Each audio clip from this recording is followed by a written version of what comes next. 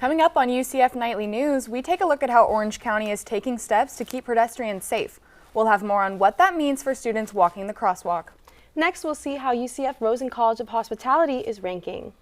7 years after the Pulse nightclub tragedy, we take a look at how the city of Orlando is preserving the memory of those lost.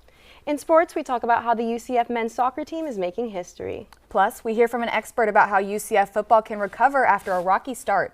Nightly News starts now.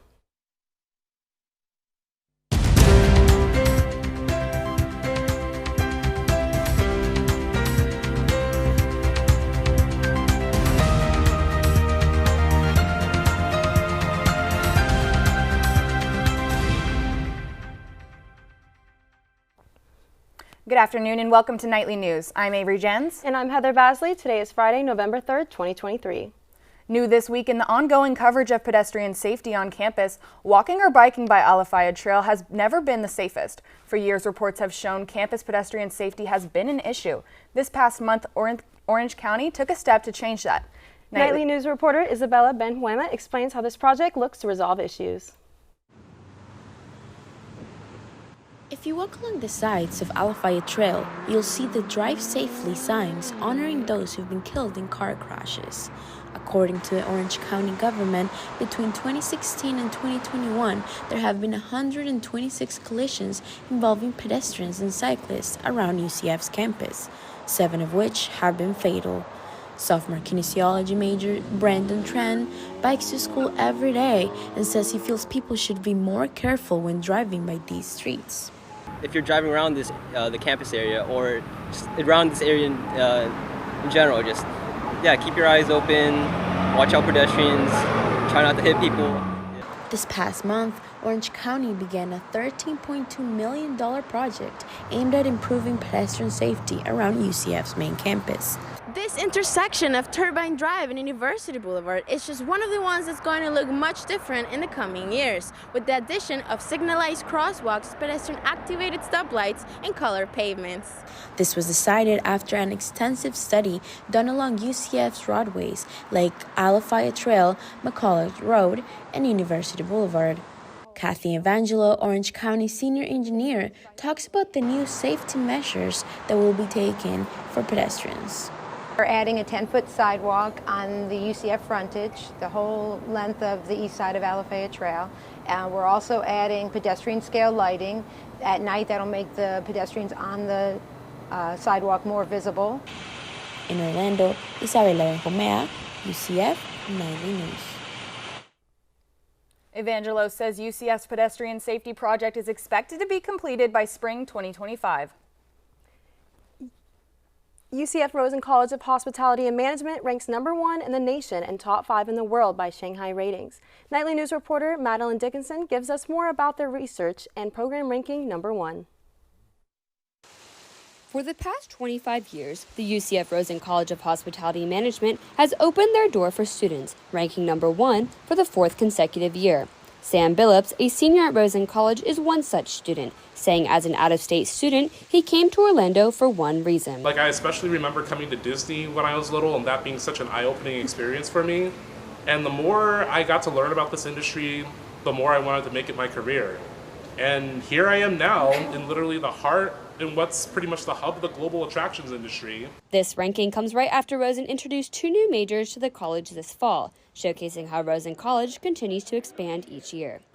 As you walk through the gates of Rosen College of Hospitality Management, you can find over 3,000 students majoring in one of the 10-degree programs. Shanghai Rankings is the academic ranking of world universities that looks at research and offered programs. Dr. Stephen Pratt, the chair Department of Tourism Events and Attractions, says his background in tourism research helps his classes. I enjoy doing research. I think a lot of our teaching needs to be influenced by the research or evidence-based teaching through that research. So it's sharing our research with the students in a relevant way.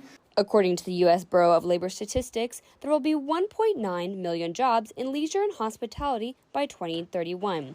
Rosen College says the goal is to help students get those jobs. In Orlando, Madeline Dickinson, UCF Nightly News. Rosen College provides students with the opportunity to go right here in the heart of Orlando. For more information, you can go to their website at hospitality.ucf.edu. Topics covered in this story may be triggering for some viewers. Please be advised. The Pulse nightclub shooting is classified as the second deadliest mass shooting in the U.S., according to Statista Research Department. After 7 years, the city of Orlando has made strides towards construction of a memorial.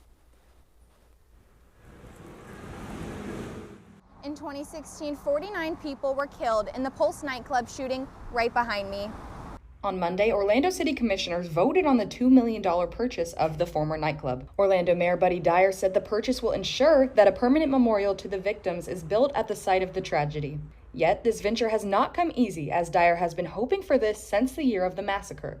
I think it's very important that the city take control of the site. We don't know exactly what type of memorial we want to create there. We want to get a lot of community input. The One Pulse Foundation was originally tasked with creating a museum as a tribute to the victims. Yet, just a week ago, they surrendered the property intended for the museum to Orange County. In a recent statement from Dyer, he said members of the community have been expressing to him their desire for a memorial to be created at the site of the tragedy, as opposed to where the museum was meant to be. UCF production student Gabby Smalls says she's seen the pain her friends in the LGBTQ+ community have endured. Even though I'm not part of the community, I'm still a person that heard their pain. I still heard how much pain would be in their voice, how much almost anxiety would also be in their voice, because it came down to what if they went out somewhere and that happened to them or someone they loved. At this time, it is still unknown what will come of this memorial, but we here at Nightly News will keep you updated throughout. There have also been talks of dissolving the One Pulse Foundation. According to tax records, the foundation has spent over $6 million on the memorial and the museum. Generative artificial intelligence is now being used to enrich learning in UCF biochemistry courses. What started as a test run by one UCF professor has now encouraged others to use AI in their teaching too. Reporter Cassandra Wilkins shows us how this new method is enhancing classrooms. Dr. Kyle Writing, a UCF biochemistry professor, recognized the need for change, especially in the early part of his course, focused on quality assurance and quality control in laboratory medicine. Dr. Writing says AI isn't going anywhere and wants students to understand how it could help their professional growth.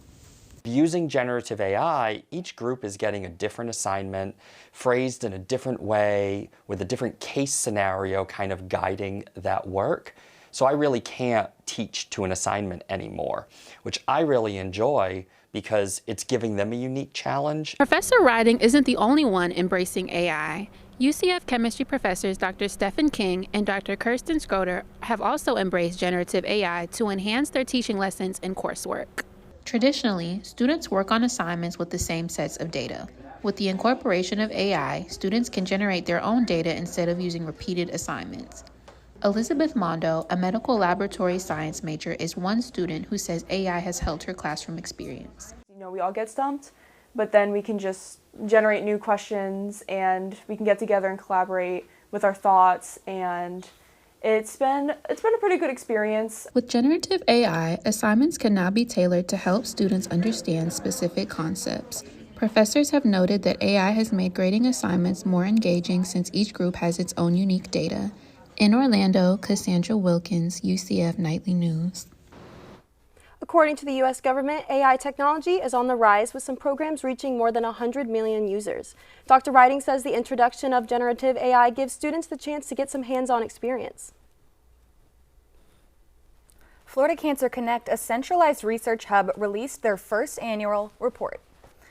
The State of Cancer 2023 report shows a 13% increase in cancer among people between the ages of 20 to 39 over the past decade. The report says breast cancers and leukemia and lymphoma are specific cancers found in younger individuals, also stating females are at a higher risk to the disease compared to males. Cancer is the second leading cause in death in the state since 2014, according to Florida Cancer Connect. For any questions or concerns, you can visit the UCF Student Health Center. Weather in Central Florida has been pretty chilly lately. I know, it's been great. I even had to break out my leather jacket yesterday when I was walking to class. Nightly News reporter Amy Diaz joins us now at the desk. So Amy, can we expect any rain today? Well, no rain today. There's only a 7% chance, so also no need for your umbrella. Right now it's 77 degrees with 56% humidity. We're also seeing winds up to 13 miles per hour. Now, despite being in November, we're actually going to see highs in the 80s for at least the next week or so. Right around Thanksgiving time is when we're really going to start feeling the chilly weather consistently. Coming up after the break, we take a look at how UCF is working to help struggling communities. Plus, we introduce you to a UCF biology professor who is helping to teach the next generation. We have more on how her new book highlights the importance of marine conservation. And later, we talk about how the Orange County Library is celebrating its first century.